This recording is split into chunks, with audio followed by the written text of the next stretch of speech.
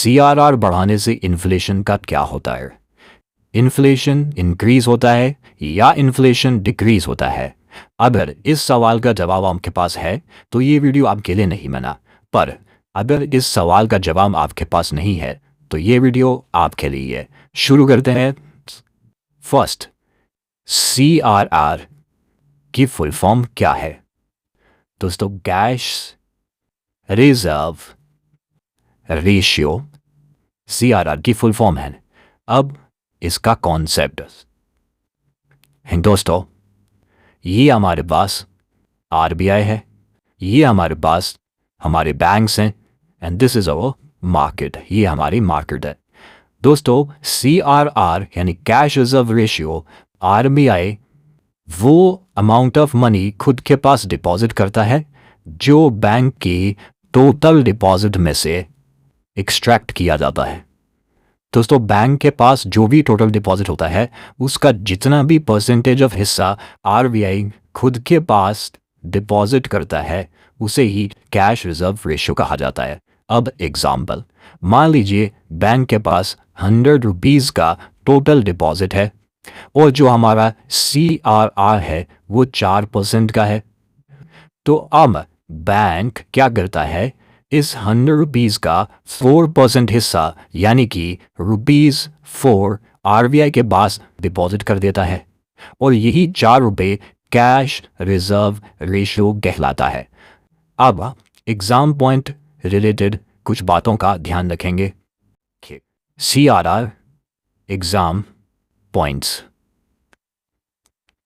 दोस्तों, CRR हमेशा सिर्फ और सिर्फ कैश फॉर्म में ही डिपॉजिट किया जाता है। दोस्तों, CRR के ऊपर RBI बैंक्स को कोई इंटरेस्ट पे नहीं करती है। दोस्तों, CRR का जो रेंज है वो 3% से लेकर 15% तक RBI इंक्रीज या फिर डिक्रीज कर सकता है। दोस्तों, CRR का जो डिपॉजिट है वो सिर्फ और सिर्फ RBI ही अपने पास डिपॉजिट करेगा, बाकी इसको बैंक अपने खुद के बैंक में डिपॉजिट करके नहीं रख सकता है, सिर्फ RBI के पास ही डिपॉजिट होगा। So these are the 4 main crucial points which are important for your exams. Now next, अब हम उन सवालों का जवाब ढूंढते हैं जो हमने सबसे पहले आपसे पूछा था, यानी कि CRR कैश रिजर्व रेशियो जब इंक्रीज होता है तो आपका इन्फ्लेशन यानी कि महंगाई डिक्रीज होता है या इंक्रीज होता है। इन सवालों का जवाब अब हम ढूंढेंगे। फर्स्ट ऑफ ऑल दोस्तों, मैं आपको इतना बता देना चाहता हूं कि CRR हमेशा इन्वर्सली प्रोपोर्शनल होता है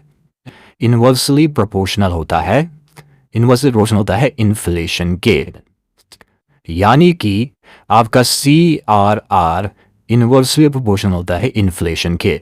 इसका क्या मतलब है हम नेक्स्ट वीडियो में समझते हैं।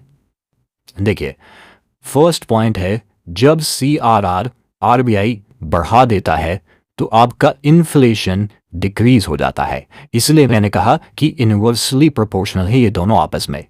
अब दोस्तों, ऐसे समझते हैं जैसे ये हमारा RBI है, ये हमारा बैंक है और ये हमारी मार्केट है। दोस्तों, CRR पहले कितना था, 4%, पर अब उसे बढ़ाकर कितना कर दिया गया है दोस्तों, 10%। बैंक के पास जो टोटल डिपॉजिट था वो 100 रुपीज़ का था।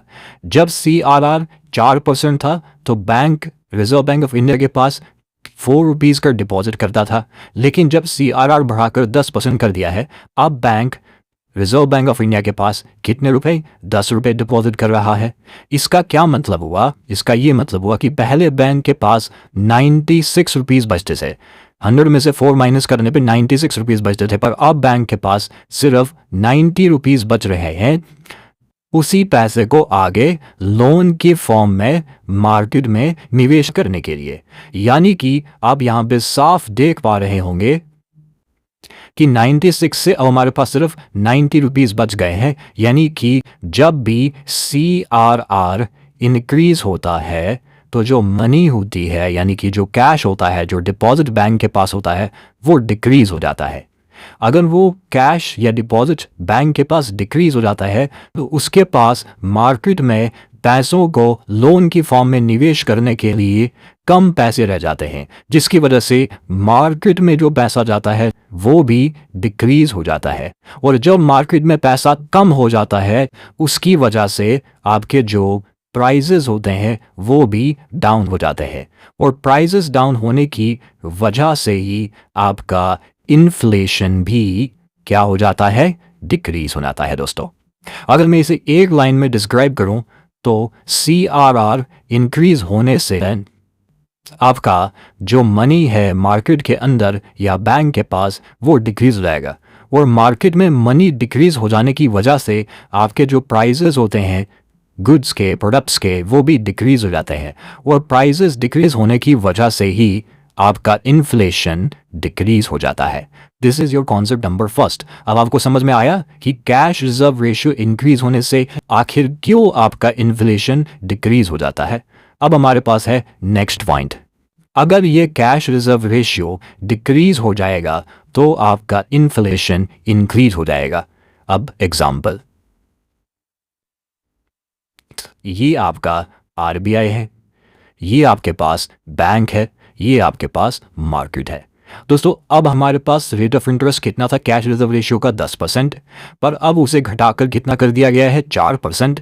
यानी कि पहले बैंक के पास टोटल 100 रुपीज़ में से 90 रुपीज़ थे, पर अब बैंक के पास कितने हो गए हैं 96 रुपीज़, क्योंकि 10% जब कैश रिजर्व रेशियो घटाकर 4% कर दिया गया तब बैंक के पास कितना डिपॉजिट बच गया 96। यानी आपने क्या देखा यहाँ पे कि पहले बैंक के पास 90 रुपए थे पर अब कितने हैं 96 हैं। यानी कि CRR डिक्रीज करने से जो मनी होता है मार्केट में या बैंक के पास वो इंक्रीज हो जाता है, और मनी इंक्रीज होने की वजह से जो आपके गुड्स यानी प्रोडक्ट्स के प्राइसेस होते हैं वो भी इंक्रीज हो जाता है, और प्राइसेस इंक्रीज होने की वजह से आपका इन्फ्लेशन इंक्रीज हो जाता है।